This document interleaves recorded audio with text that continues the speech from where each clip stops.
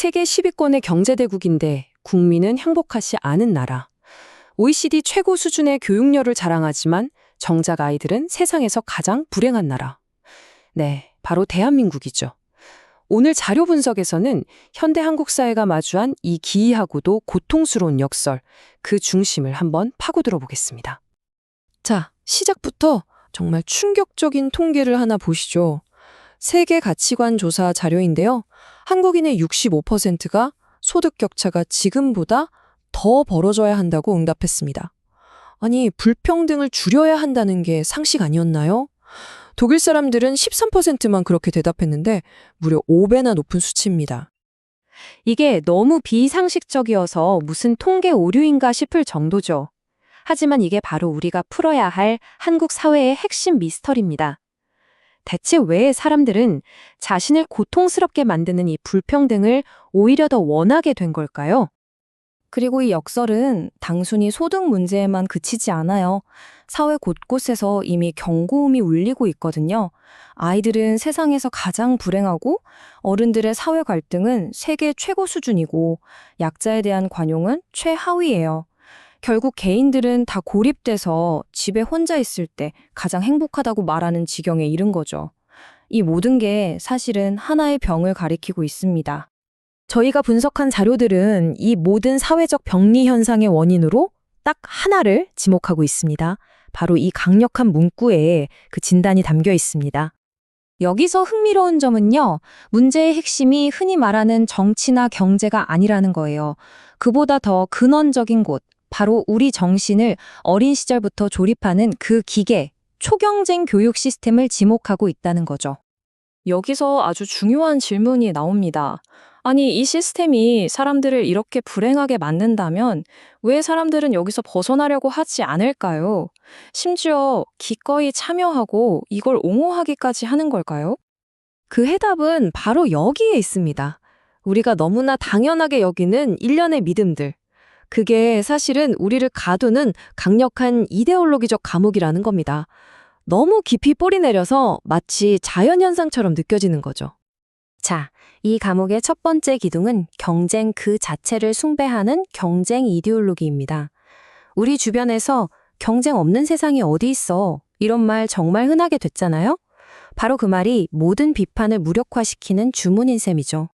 두 번째 기둥은 경쟁의 결과를 정담화합니다. 마이클 샌델이 능력의 폭정이라고 불렀던 바로 그 능력주의 이데올로기입니다. 승자는 모든 걸 가질 자격이 있고 패자는 자기 능력이 부족한 걸 탓해야 한다는 생각, 바로 이거죠. 그리고 마지막 세 번째 기둥이 이 모든 걸 단단히 봉인합니다. 바로 공정이라는 이름으로요. 극심한 불평등을 합법화하는 건데 겉보기엔 완벽하게 좋은 말이잖아요. 하지만 실제로는 이미 기울어진 운동장을 교묘하게 감추는 역할을 합니다. 자, 그래서 이 세 가지가 합쳐지면 자료들이 야만의 트라이앵글이라고 부르는 완벽한 이데올로기적 덫이 만들어집니다. 이 안에서는 불평등이 불의가 아니라 개인 능력에 따른 공정한 결과로 둔갑해버려요.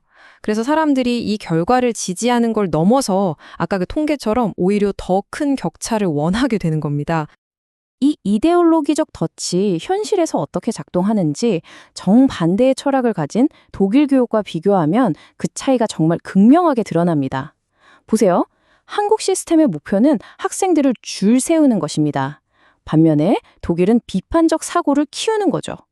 한쪽은 인간을 분류하고 다른 한쪽은 인간을 길러냅니다. 한번 상상해 보세요. 오지선다형 객관식 문제랑 이런 질문 중에 과연 어느 쪽이 민주사회의 시민을 길러낼 수 있을까요? 독일 교육은 단순히 지식의 양을 묻는 게 아니라 세상을 보는 관점을 묻고 있는 겁니다. 결국 이 줄 세우기 시스템이 어떤 결과를 낳을까요? 이 숫자 550명이 그 단적인 예입니다. 한국 최고의 대학이라는 서울대에서 매년 약 550명의 학생이 의대에 다시 가려고 자퇴를 한대요. 이 시스템의 최고 승자들조차 이 경쟁에서 탈출하고 싶어하는 완전히 비정상적인 구조가 만들어진 거죠. 자료들은 이 교육이 단지 불행한 사람을 만드는 데 그치지 않는다고 경고합니다. 더 나아가서 민주사회의 해로운 특정 유형의 인간, 그러니까 타인의 고통에 공감하지 못하고 서열과 지배 논리에만 익숙한 인간을 만들어낸다는 거죠. 이렇게 사회적 결속이 약해진 한국 사회에 이제 정말 거대한 외부 충격이 닥치고 있습니다. 바로 인공지능 혁명이라는 판도라의 상자가 열린 겁니다. 정말 아이러니한 건요, 인공지능과 공존하며 살아남기 위해 꼭 필요한 능력들이 한국 교육 시스템이 지난 수십 년간 그렇게나 억압해온 바로 그 능력들이라는 거예요. 보세요. AI 시대가 요구하는 건 창의성과 비판적 사고인데 우리 교육 시스템이 주입하는 건 수능과 암기입니다. 국가가 나아가야 할 방향과 시스템이 인간을 만드는 방향이 완전히 정반대를 향하고 있는 겁니다. 이게 바로 자료들이 말하는 실존적 위기의 본질입니다. 자, 이 실존적 위협 앞에서 자료들은 문제의 깊이만큼이나 아주 급진적인 해결책을 제시합니다. 여기서 제시하는 해법은 조금 고치는 수준이 아닙니다. 그야말로 혁명에 가까워요. 경쟁 시스템의 심장부를 겨냥하는 3단계 해체안인데요. 모든 경쟁의 출발점인 대학 입시를 없애고, 대학 간 위계를 만드는 서열을 없애고, 교육 기회의 불평등을 낳는 등록금까지 폐지하자는 그야말로 시스템의 근간을 바꾸자는 주장입니다. 이건 단순한 정책 제안을 넘어섭니다. 뭐랄까, 경쟁이라는 이데올로기 자체에 대한 일종의 문화적 퇴마의식에 가깝다고 할 수 있죠.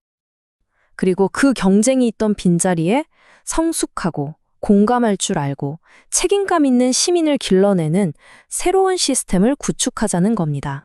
이 말은 우리를 다시 이 모든 시스템이 낳은 인간적인 대가로 되돌아오게 합니다. 교육 시스템의 문제가 국가의 심각한 인구 위기와 어떻게 직접적으로 연결되는지를 보여주는 정말 가슴 아픈 목소리죠. 결국 모든 분석은 하나의 궁극적인 질문으로 향합니다. 경쟁 위에 세워진 이 나라는 과연 생존을 위해 스스로 경쟁을 포기하는 선택을 할 수 있을까요? 어쩌면 그 선택에 국가의 운명이 달려 있는지도 모릅니다.